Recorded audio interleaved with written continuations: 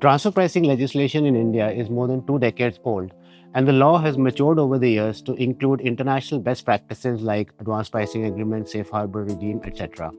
However, even today, the transfer pricing law is the most litigated and very highly litigated in direct tax law.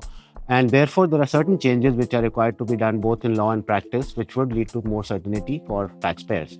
The first expected change from a transfer pricing perspective is the definition of an associate enterprise.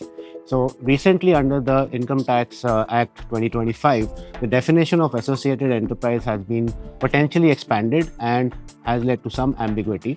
It is expected that the old definition, which was prevalent in the Income Tax Act 1961, should be reverted back to, because that position and the definition has been interpreted by courts and it's a settled position on the interpretation.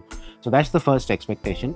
Second is in the case of foreign companies, there are situations where foreign companies are exempt from filing a tax return in India. However, similar exemption is not there for filing a transfer pricing certificate in India.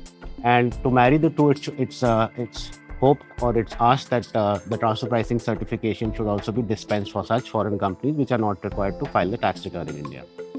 The third change which is expected is in terms of the APA program. As you all know, the APA program is a very successful program of the government, and it is being used by taxpayers a lot.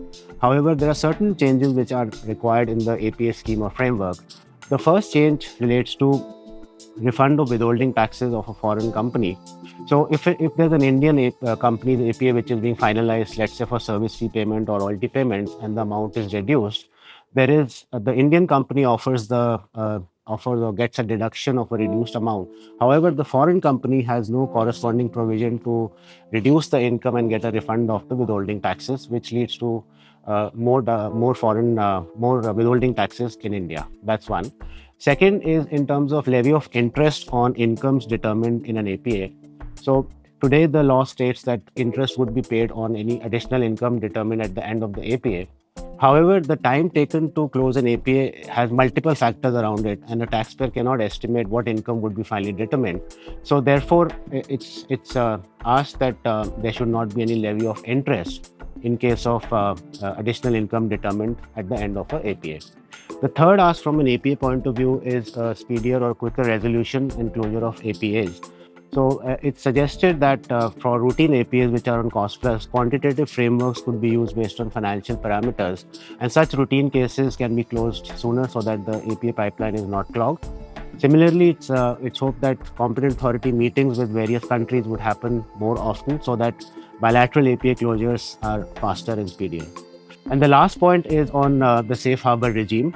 So it's expected that the safe harbor regime would be revamped and revitalized, both in terms of coverage in the scheme as well as the rates of margins which have been prescribed. But the same need to be rationalized so that more and more companies and taxpayers can make use of the safe harbor regime.